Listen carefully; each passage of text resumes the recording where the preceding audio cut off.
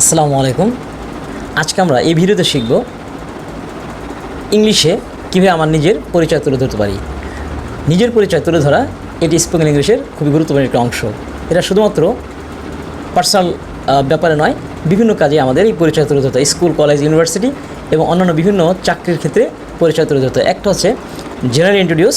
এই জেনারেল ইন্ট্রোডিউসের 10টি গুরুত্বপূর্ণ পয়েন্ট আছে। আজকে আলোচনা করব এই 10টি গুরুত্বপূর্ণ পয়েন্ট কী কী, যেটা না বললে পরিচয়টাই ফুলফিল হয় না। জব ইন্টারভিউতে একটি স্পেশাল কথা বলতে হয়, সেটা আমি ভিডিওর পরে শেষের দিকে বলবো। আগে বলবো জেনারেল ইন্ট্রোডিউস, অর্থাৎ নিজের পরিচয় আমরা কীভাবে সুন্দর করে তুলে ধরতে পারি এবং সেখানে কী কী পয়েন্ট না বললে পরিচয়টি ফুলফিল হবে না। 1 নম্বর, গ্রেটিং। প্রথমে আমাকে বলতে হবে গ্রেটিং। এটা যদি কোনো অডিয়েন্সের সামনে অথবা আমাদের কোথাও পরিচয় দিই, তাহলে প্রথমে আমাদের বলতে হবে গ্রেটিং। গ্রেটিংটা কি? আমরা সবাই বলতে পারি good morning, good afternoon, good evening. এই শব্দগুলো ইউজ করে আমরা আমাদের স্টার্টিং করতে পারি, শুরু করতে পারি পরিচয়টা। Good morning everybody, how are you. এটা বলা হয় greeting. Good morning everybody, how are you, প্রথম বাক্য এবং এটা প্রথম পয়েন্ট। সেকেন্ড, আমি যে পরিচয় দিতে চাই সেরকম একটি বাক্য আমাকে বলতে হবে। সেই বাক্যটি আমরা কীভাবে বলতে পারি? I would like to introduce myself. I would like to introduce myself. অর্থাৎ আমি আমার নিজের পরিচয় দিতে চাই। নাম্বার 2।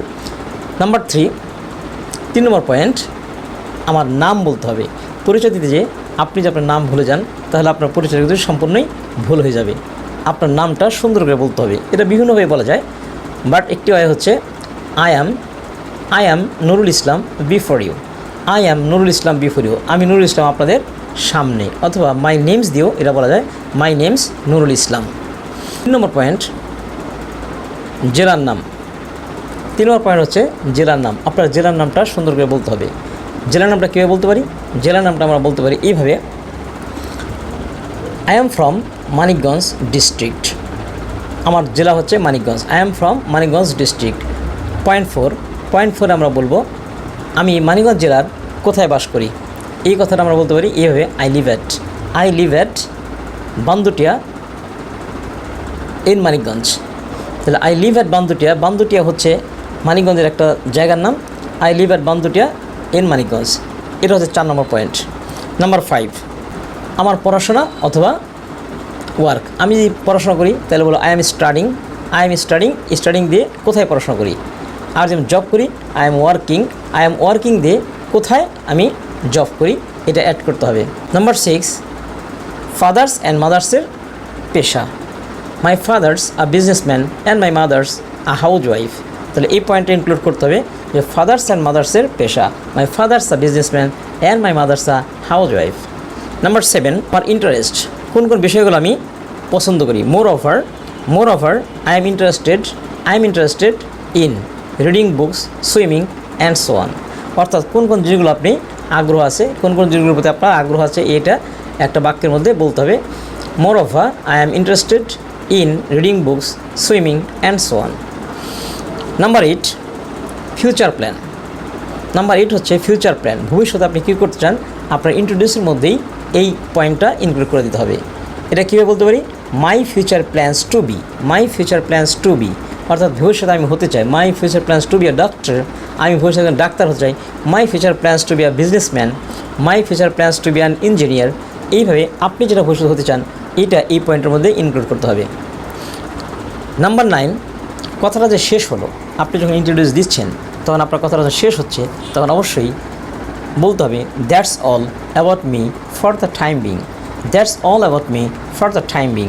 অর্থাৎ আমার সম্পর্কে যা বললাম আপাতত এতটুকুই। কিন্তু একটা ইম্পর্ট্যান্ট জিনিস, নাম্বার 10, এটা না বলে কিন্তু ইন্ট্রোডিউসটাই ফুলফিল হবে না। ইন্ট্রোডিউসটা অসম্পূর্ণ থাকবে। সেটা হচ্ছে যারা আপনার কথা শুনছে তাদেরকে ধন্যবাদ দেওয়া। শেষে বলতে হবে thanks for having your patience. অর্থ কি? অর্থ হচ্ছে আপনারা যে ধৈর্য করে শুনলেন, এই জন্য আপনাদের সবাইকে ধন্যবাদ। তাহলে এই 10টি পয়েন্ট ইন্ট্রোডিউসের জন্য খুবই গুরুত্বপূর্ণ। আপনি যখনই কোথাও ইন্ট্রোডিউস দেন, কোনো একটা ভাইভাতে অথবা অন্য কোথাও ইন্ট্রোডিউস দিতে গেলে অবশ্যই আপনাকে প্রথমেই বলবে ইন্ট্রোডিউস ইয়োরসেলফ। ইন্ট্রোডিউস দেওয়ার সময় আপনি অবশ্যই এই 10টি পয়েন্ট আপনাকে ইনক্লুড করতে হবে, তাহলে আপনার ইন্ট্রোডিউস হবে স্মার্ট। যে কথাটা বলেছিলাম যে জব ইন্টারভিউতে একটা এক্সট্রা পয়েন্ট ইনক্লুড করতে হবে। সেটা কি? জব ইন্টারভিউ যদি হয়, আপনি জব ইন্টারভিউ দিচ্ছেন, সেখানে অবশ্যই experience, it's a very important part of job interview. Job ইন্টারভিউর জন্য আপনাকে ইনক্লুড করতে হবে এক্সপিরিয়েন্স। আপনার কি এক্সপিরিয়েন্স আছে? You must highlight the experience.